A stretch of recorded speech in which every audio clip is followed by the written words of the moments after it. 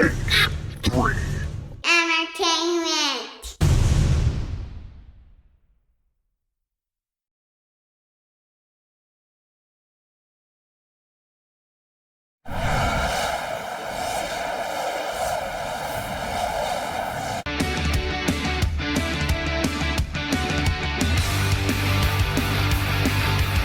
Welcome to Business Over Beer, where entrepreneurs, small business owners, and people passionate about what they do bring us their stories and their favorite beer. Hosted by Ben Surratt, Jonathan Kaler, and Jason Knope, it's time to get down to business and drink some beer.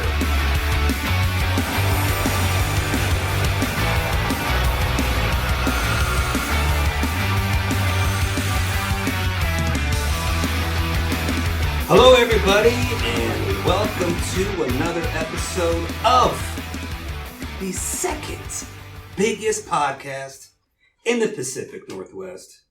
We are still on the heels of those pesky Sasquatch hunters, but I know for a fact, this episode tonight, folks, this one is going to bring us to the apex.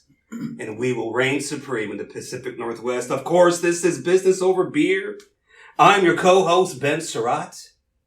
Alongside me, in person again, is the man of the hour. The terror of power. Some people call him the Space Cowboy. Some people call him Touchdown Jesus. Some people call him Shaswagi, the Shaswap Lake Monster. But we, of course, call him Spartacus, Mr. Jonathan Kaler. Happy Friday, brother. Happy Friday, my man. I am Spartacus. I have led you here. You've gone straight from tongue twisting to not even be able to pronounce it. I know. You keep coming up with these. I can't wait to look that one up. And speaking of things that I can't pronounce, we have got the gift that keeps on giving. He is right next to me. He is the gangsta of Hazeldale, Jason Knope. Welcome back to Business Over Beer, my friend. How you feeling tonight? Fantastic. It's great to be here with everybody again. I mean, being able to be out amongst people is always fantastic. We got a full house tonight, We got a full house, yeah. So let's start with two guests here. We got Joe Storm and Marc Timm with Columbia Credit Union. How you guys doing tonight? Doing great. Hey guys, Excellent. welcome. Thanks for having us. Thanks for having us. Wow, you shouldn't thank us. You should be thanking our hosts because we are out. Where are we, Knope? We are at EcoDigital in Vancouver, Washington with Randy Short and Kimberly. How are you tonight? Doing really well, guys. Doing great, thanks. Thank you so much for hosting us Yeah, and letting us be here. Thank you guys from Columbia Credit Union for making this introduction. I mean, this is so much fun. I mean, what better way to spend a Friday night than hang out, drink beer, and talk small business, and with great community people like you guys. We're really happy to be here, and thankful that you guys are joining us. So, Our pleasure. So good. Well, we're going to start with Columbia Credit Union. So we always like to start with your business. So I'll put it up to either one of you. Whoever wants to start, maybe just kind of give us the 50,000-foot view of Columbia Credit Union and kind of what you guys are into. Sure, I'll get it started and you can fill in the gaps or correct me where I'm wrong. Sure. Columbia Credit Union's been in Clark County since, it's their 69th year, so I guess that's 1952. Has been community-based from the beginning, continues to be. We've got branches all throughout the county. We've also expanded into the Portland area. We have a branch and commercial business there. We're proud to be voted the favorite financial institution. I'm a little biased, but real voters did do a real poll and really said Columbia Credit Union is their favorite. And they've said that for, I think, 13 years now in a row. I think So wow. Yeah. Holy cow. Yeah, it's good news for us. We have a lot of members. We have over 100,000 members, and those members have supported us every step of the way. Because we're a credit union, we are a co-op. So we're really, as I said, members and not customers. So when you join the credit union, you become a member, and your funds, so the money that you make a deposit with is used to help support other members and vice versa. So what would you add? Well, I just add that, for myself, I've been there now just going on about 4 years. So as Marc said, we've been voted best in banking here, or credit unioning here in Clark County for Credit better part of about unioning? 13 Is that a new verb? It is. It is. It's a thing. And so, the pressure's on. So, we don't want it to, we don't want to be voted out of that position while on our watch. So Right. we're excited to be a part of a great organization that's doing what we think is good things in the community. Very cool. Awesome. Well, guys, this is the Business Over Beer podcast. This is the beer portion of the program. We ask all of our guests to bring a beer to share, and we're going to keep it going with you guys. So, Marc and Joe, have you brought a beer to share? Yes. Awesome. Yes. I knew we could count on you guys. All right, winning. let's start. You have Right me here. a beer. The instructions I was given is to bring your favorite beer. Yeah. And I don't have a favorite beer, but I really like IPAs. And so it actually took a little bit of digging to find this one because it's one of my favorites. It's Black Raven's Trickster IPA. Black Raven is in Redmond, Washington, so Okay. it's not in Southwest Washington. But the reason I like it is, A, it's a really good IPA. Mm-hmm. But to me, it's like quintessential. It's got 4 different hops, all from the Northwest. Yeah. It's a really interesting blend. If you're not a big IPA person, it might be a little harsh. It's, I think, close to 7%. Yeah. IBUs, if you're into that, and it's not horrible, so it's not super bitter. And for me, it's pretty well balanced. Awesome. Sweet. Well, Ben and I are big IPA guys, and I've never had this, so I'm excited to have it. Good. Canope, on the other hand, is not as much of an IPA. He likes other types of beers, which is a perfect segue. Sure. Joe, what did you bring for us? Well, I brought a Bowie beer. So, again, being asked to bring your favorite beer, I thought, okay, well, I'll bring a bourbon. But given that it's, business over beer and not business over bourbon, I went with a Bowie. And the reason why is, one, there's too many IPAs to choose from. So I figured I'd, change it up a little bit. And this one in particular caught my attention because I think probably if you've ever been out the mouth of the Columbia in a boat, it's one of the scariest places you'll ever be on the face of this earth. So I thought, you know what?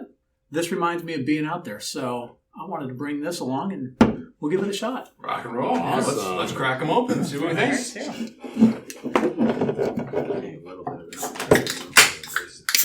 that? From the can on this one. All right, prost, you guys. Thank you so much. Prost. Rob. Gross. Tink, tink. Cheers. Social distancing process. Clink. Oh, man. I didn't drink from it yet.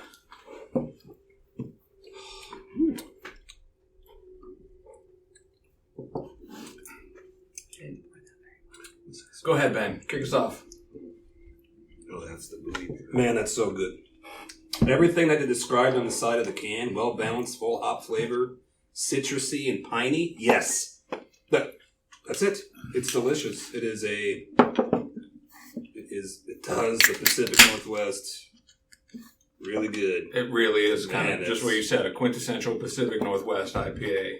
You get a lot of the citrus notes up front on the nose, and then you drink it, and it's bitter as hell, which I love. So I'm curious what the IBUs actually are. I didn't see if they were on there, but Oh, that's a good question. I didn't see them on the can. But I thought it was in the 70 range. yeah, Wow. that feels about right. And it just keeps going all the way to the back of your palate. And for me, that's what I love about IPA. So What do you think, Canoper? It is piney. It is piney. it is. As you guys know, I'm not the biggest fan of IPAs. I do like a fair amount of them. This isn't something that I could drink. Yeah. I couldn't just sit down and have a couple of these. Having one glass of it is just right for me. But it's good beer. I like it. Pull the cue cards. Not horrible. Not horrible. I didn't hate it. All right, who's got the cue card? Oh, yeah. Have you had the Bowie Pilsner? Have you had the Czech style Pilsner before? I have. I like it. It's a good beer. Nice and crisp, easy to drink. I'm cracking that right now, actually. Yeah. What do you think over there, Kimberly? What do you think of the beers? Well, the Black Raven is a beautiful color. It's the same color as my car. So I like the can a lot. I like the can. The beer is the same color as your car, or the can is the same color? That's what I thought. The can. Yeah, the can. That's what I thought she meant. Like, man, that's a cool looking car. It is cool looking. I'm also like Jason, IPAs are not my favorite, and normally I would take a drink and kind of wince. But I took a second and a third sip. It's pretty balanced. So yeah. What kind of beers do you prefer to drink? Sour.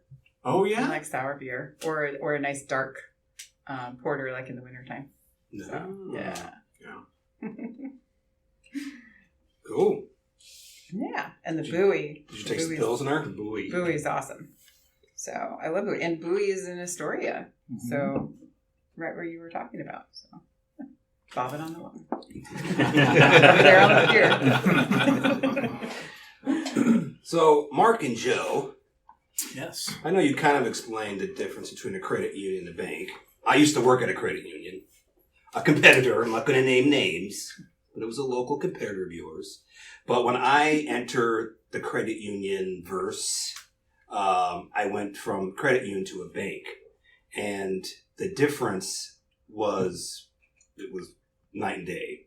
And when you say members, I know what you mean, because it's pretty much ingrained when you enter the credit union verse. What is another big difference between what a credit union offers its members compared to what a bank offers its customers?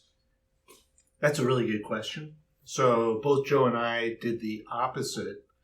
We started in banking and chose to move to Columbia Credit Union, specifically Columbia.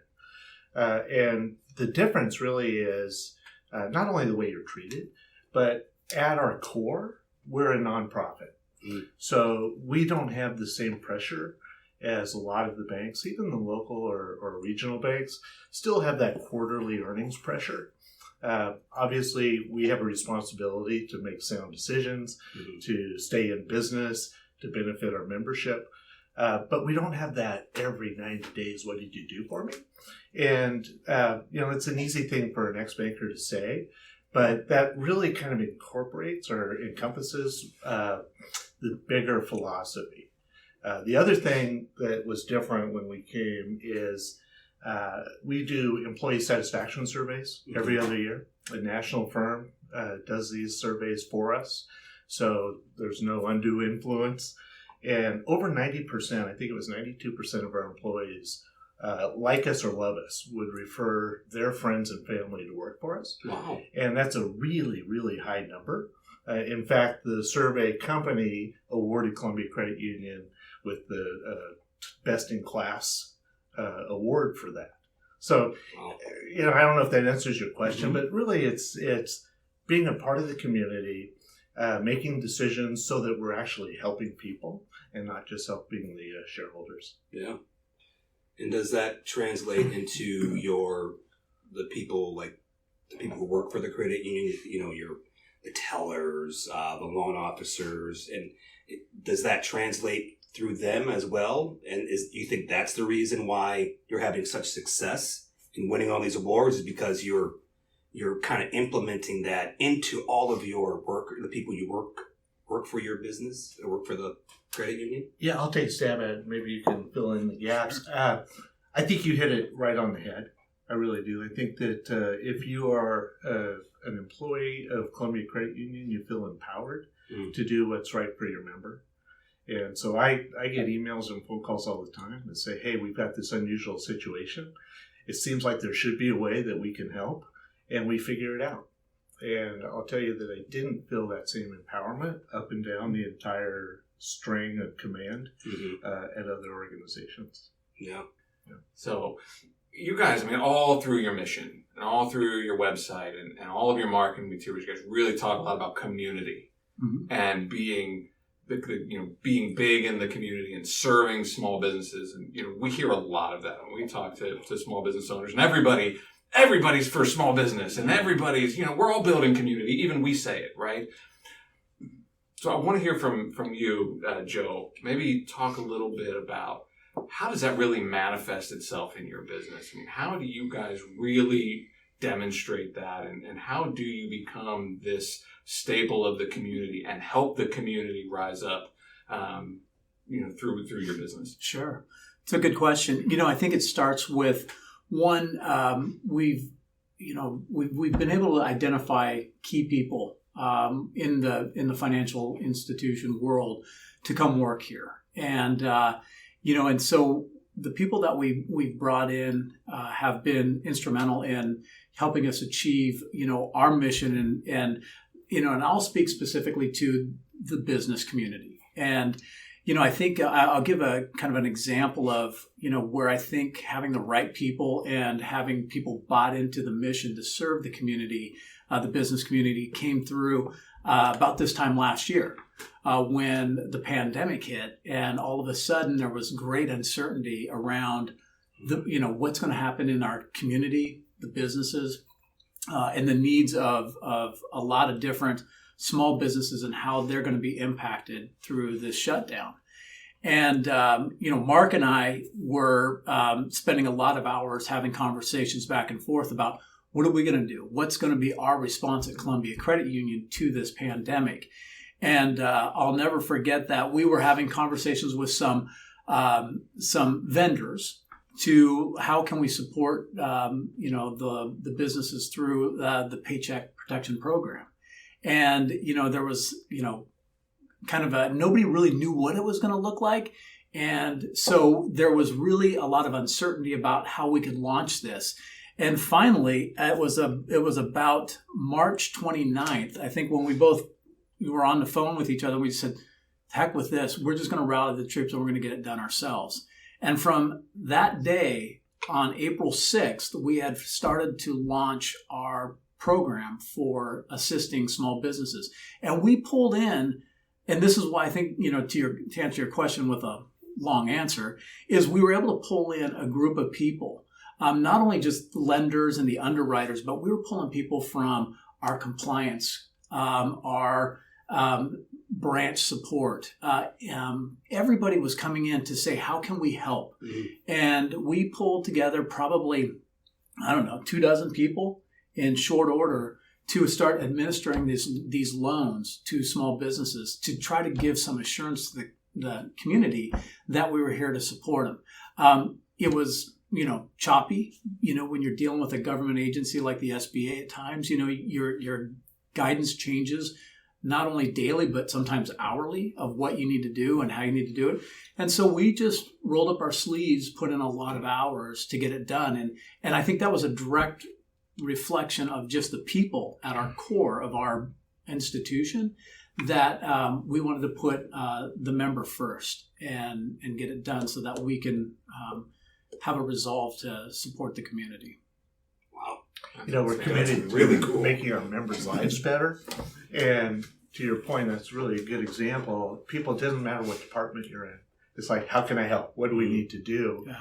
And just to tag on to that theme, if you recall, the first round of funding for the PPP actually ran out very quickly. Mm-hmm. It ran out in about 2 weeks, and everybody knew it. In fact, I got a call from the district administrator in Portland for the SBA, and he goes, hey, if you can, just keep pushing through because we think we're going to run out of money tonight. And I remember being on a chat with more than 24 people from Columbia that were just processing as fast as we can, trying to get them into the SBA pipeline at 2:30 in the morning. And the energy was phenomenal. Nobody was like, oh my gosh, I can't believe I have to do this. They're not even giving me pizza or beer. No, it was, man, this is important work. This is important work. And there was an energy. It's hard to describe. Mm-hmm. But probably the best way I could describe it is they did run out of funds. And we had many, many businesses that we weren't able to help because there weren't any more funds. And we made a decision immediately to keep processing in hopes that there'd be a second round. And thank goodness there was. And we were able to get through the second round. And I think we did, I don't want to over exaggerate, but I think we did like 6 times the number of loans in the second round than we did in the first. And it was because we were prepared, and day one we could just get them into the system. Yeah. Wow. So where does that empowerment come from? I mean, that's got to come from leadership, I would expect, or maybe it's culture, maybe it's history. So maybe talk a little bit about, you guys are talking on the phone and saying, look, we're just going to do this, and we're going to take it on, and we're going to pull all these people in. So where does that come from culturally for you guys? Is it just history? Is that just the way the company's been built, and or does it really come from your CEO and your board of directors and all that? I think it started with history. Our CEO has been with Columbia Credit Union for, I think, 32 years this year. Wow. And so he has a deep appreciation for every position within the organization. He probably served in that position at one time or another, and just ascended to the role ultimately of CEO. But the culture is critical. He fosters it. He expects everyone in management leadership to do the same thing. Every new employee, hopefully their first day, but if not, it's within their first week, they have time with all of the senior leaders of the organization. We talk about our histories. We talk about our humble beginnings. We talk about why we're here and why we stayed here and why we chose to be here, and that opportunity is there for them too. And, we get a lot of buy-in that way, but it's nice to be able to set that expectation. And when we have these meet and greets, I can't tell you how many new employees say, well, I've been a member since, I could open my first savings account, or I got my first car loan through you guys, or I work someplace else, and frankly, if I can't beat you, I have to join you because I like what I see. It happens. Oh, I'm sure. Yeah. It's fantastic. I couldn't imagine the all hands on deck mentality when the whole COVID thing hit. Like, it had to be like that. When you alluded to that earlier, like, we had to bring people from other departments and stuff to try to help. When you look and you talk to these small business owners after, what's one of the common things that they went through that you heard over and over again, or multiple times? I mean, I'm sure everybody's different. Everybody's going through different things, but was there one common theme that you heard? Was it like the word of 2020, we always said it was the pivot. The pivot. Like, pivot was a major word that we heard all the time last year. So what was a phrase or something that you heard from these small business owners last year? I think for the recurring thing that I heard a lot when I was talking with a lot of businesses was that there was no time to have a pity party. It was there, like you said, the pivot, but really, there had to be really just a sense of urgency to work through this problem and to solve for what was, you couldn't see what was coming, but you had to get prepared quickly. And whether that was, shuttering your business and putting your employees at home, was it putting into place, a distancing program within the office to, how can we find supplies, masks, gloves, sanitizer, so that we can continue to operate. There was just a lot of uncertainty there, but they knew that there was a resolve, I think, amongst the businesses to say, we're going to get through this and we need your help. And I think from our perspective, we didn't have time to sit around and sulk and say, gosh, what's going to happen to my work, my goals. It was like, hey, we don't have time for this. We've got to meet their needs. So let's get after it. And, it was a good, I say that it was interesting. Forcing everybody to go home and not knowing, gosh, how are they going to react? What are they going to do? I didn't really have to worry about that with my team because my team was so busy and so focused. I knew exactly what they were doing, literally from 5 a.m. until sometimes, 2, 3 at night because they were so focused on just trying to solve the problems, to underwrite, to get these things moving, because they were having direct conversations over the phone, through email with businesses that said, hey, I need help. And so, they took it personal that, it was always like, let's get one more, let's get one more. And that was kind of the recurring theme. So it was easy to manage people during that type of process because I didn't have to ask them what they were doing. I knew what they were doing, and they were just giving it their all. So it's also pretty raw.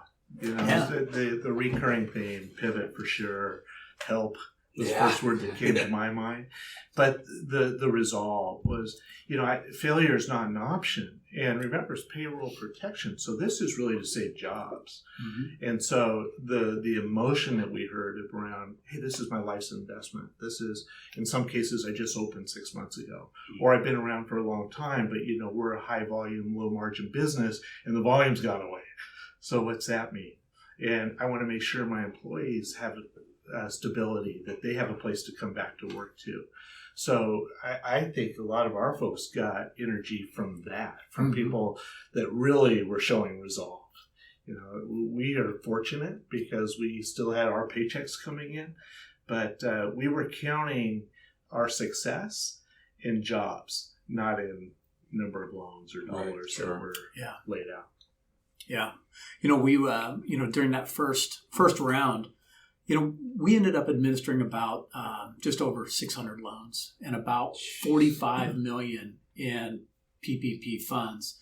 And while, there were other banks that did a lot more, we started kind of breaking that down and just thinking, $45 million, that's a lot of payroll that's going out into the community to help save jobs. And that was kind of the energy that we were just pretty enthused about. It's just seeing when you that. Think about that. Yeah, when you think about it in those terms. That's cool. Just what we can do.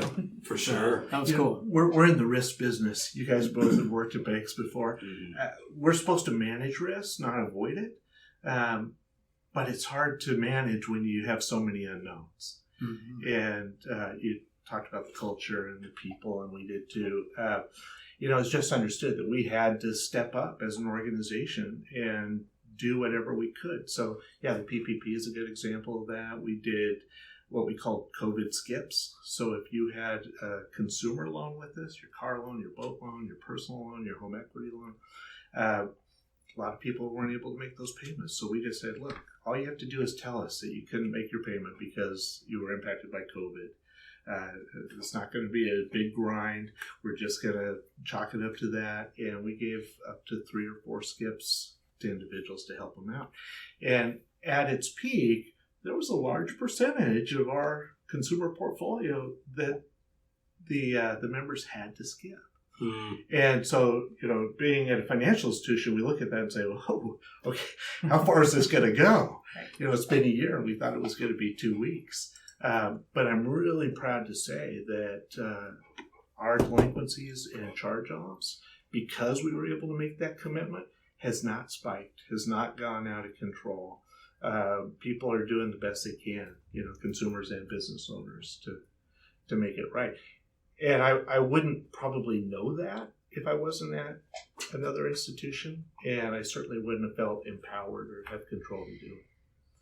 So we did the skips. We also did, we called it the bridge loan. So if you just lost your job, maybe you're going to get unemployment. Remember, there was a big gap between when people were getting their unemployment checks. So we gave people payroll loans, so to offset the missed paychecks that they would have got, to try to bridge that gap. And again, good performance. People paid us back like they said they would. That's fantastic. That's awesome.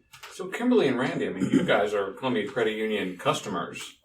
So what is it from your perspective, or members? Sorry, members, not customers. The members. What was it about Columbia Credit Union that that drew you to them, or what's been your experience as small business owners here in the community with them? Well, the PPP was our first experience with Columbia Credit Union. So the way that came about is we had tried to go for the first round of PPP through our traditional bank. and we were really not paid very well attention to. And it didn't happen, and nor did we get much of a response. So we were very lost and didn't know what to do. We were just like, okay, this is out there. We need to manifest getting this. And so I called our lawyer, and he said, hey, I'm like, there's this huge list of banks I can call or institutions. And he said, pick a credit union. And I said, okay, C. C was the first credit union, and I dialed the number, and I literally reached Shannon Decker, who is now our banker, and I mean, we haven't been off the phone since. Literally, she walked us. From the very beginning, she made me feel very confident that she was going to care for us, and that we had made the first right phone call, and literally we issued the paperwork within probably 24 hours. I mean, we just, she really shepherded us through it all. And so subsequently we became members. And we so still do the same we are thing. now magic members of Columbia Credit Union, and we have many accounts there. So that's only been like, what, 6 or 8 months now? Yep. And about 8 months. And honestly, we've been very pleased, and we've visited several different branches. We've had several different experiences, in person and on the phone. And I have to say, just consistently across the board, exactly what you guys were saying. Like the way we were treated in one place was exactly the way we were treated in another. So, that consistency, whether or not you're talking to your actual banker or not, is really nice. And you just feel like there's just a different level of, when you walk in the door, there's just a different feeling when you walk in the door. It's just, you're kind of like, oh, I can just sit down at your desk. Okay, awesome. I mean, there might be a shield in front of me, but I'm still sitting down at your desk, right? So, and you're talking to me, and you're actually smiling with your eyes. I can tell. So, and that's just been really nice. So, and that's a brand new relationship during CO19. Yeah. So, well, I mean, you guys know. I mean, I'm a customer service guy, customer experience guy, and one of the things that I have, tried to do with all of my teams over the many years that I was in there is talk about this exact type of example that, you can't be short-sighted when you're looking at customer experience, right? And yes, you're managing risk, you're not avoiding it, but you also understand that by taking a risk in the near term, risking on your customer and showing that and being decisive will pay dividends, that you will get a larger return of that customer share if you consistently do those things. And it becomes a mentality, and it becomes part of that culture. And that example right there, with you guys talking about, hey, we took the bull by the horns, we knew we wanted to do it, and the experience then that you guys had at EcoDigital with your bank, who didn't take the bull by the horns, they didn't know what they were doing, you couldn't get a phone call back. Now you brought all your accounts there. And so I think that's just a real tribute to your customer service and customer experience philosophy that, of course, really resonates with me. So that's really cool. And she gave us pizza. And she gave us pizza. Absolutely. that was really Randy. That's his favorite pizza place. Thank you, Awesome. Randy. Yeah. Thanks, Randy. You're welcome. Did you guys find that there were a lot of people coming over from banks to credit unions during that time? Because I myself had the same experience you did. When I applied through a bank, I didn't get through. I waited and I waited and waited, and then finally was told, hey, sorry, they ran out of money, we can't process it. And so I reached out to a credit union, and within a day or so, it was taken care of. So I'm curious, have you guys seen like an influx of people coming in from banks to credit unions because of this? Yeah, absolutely. Yeah, there's been, a pretty good spike within new members that have come through just from that experience. Just, I applied, I didn't hear anything. I reached out, didn't hear anything. So I'm coming to you. I need help. It's like, sure, let's get it done. And, we try to, keep in that communication. And, it was difficult, when you're dealing with, several hundred and you're just a small unit. We wanted to just make sure that we were staying in touch. And, it was good because we were able to, just kind of show our wares to potential members, and it paid dividends for us. I should know the number. I don't, but I want to say that almost half of those loans were new to the credit union. Oh, wow. And our conversion to active members has been high. And hopefully it's because of the experience you guys had. Yeah. That's so awesome. That's amazing. Well, I'm sure we're only scratching the surface of what you guys do and kind of your journey. But I want to hear more about EcoDigital, our wonderful hosts, and get into your business. And drink some more beer. I'm thirsty. I am too. Yeah. But we're going to do that in the next episode. All right. Sorry. Thanks, Joe. Thanks, Marc. We had a beer. Cheers. Well, we'll see everybody else next week. Next time. Join us next week for part 2 of this episode. You can be sure we'll be talking more business and drinking more beer. Business Over Beer reminds you to always drink responsibly. Our theme song is Idiocracy by Christian Leo. Thanks for listening, and we'll see you next time on Business Over Beer, a TH3 Entertainment production.